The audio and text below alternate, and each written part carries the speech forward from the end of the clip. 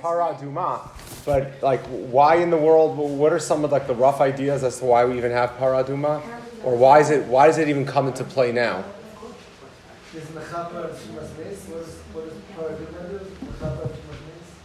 Here's what it seems as if actually it only is mechaper on tumas mace for those that are working in the Beis Hamikdash. Maybe, by the way, that's meaning. No, am I wrong? Well, you're telling it's for anyone. And is that only on I you never heard that? Only First of all, no, time out. No, it's not true. No, you should listen. You should be able to see. Meaning, no. There's tuma. There's tuma that the mikvah itself would work for. Okay, but this particular, but tumat mace wouldn't. Tumat mace, which is interesting from the Pesukim, by the way. What does that even mean? What does that mean? All right, so there's a body that's there on the floor, and what happens? What happens? Tell me the practice. If you touch a body that's dead, that's your answer. Well, hold on, that's something else. That comes later. That's the case of a tent. You walk in. No, I'm asking you straight up at the beginning.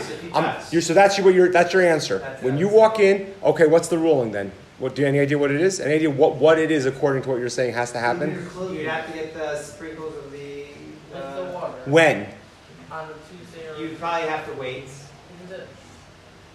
Go on. You have to. How long do you have to wait? A week, I would say. All right. So correct. So the total time is 7 days. When do you get sprinkled? On the 7th day. Or the third, right? Thank you, Ezra. And the third. Number 3 and number 7, you get sprinkled on. But just as far as Tumat Mate goes, you think you just walk in. First of all, most people think, you walk in, the body's in the room, you're gone. First of all, it's a later case, and there's a lot of different nuances to that. I'm only speaking, when you walk in, we're talking about if you touch a body part. Now, there are differences of what body part we're talking about, okay? Any idea? If you touch the body, if you actually go ahead, like you said, Jonah, you walk in, touch you have to touch the dead body, you're correct. You're tamei. If you let's say, I was thinking. No, that's different. That's different. You need to be able to touch it. And by the way, there's an element in this particular this level of tuma that requires the para aduma. You have to touch the body. Number one. Now, if it's a suicide bombing, let's say, and they go around, they collect body parts. No, this is a big deal. How much of a body part do you need to come into contact with in order to be declared tamei? Tune in tomorrow night. An olive's worth.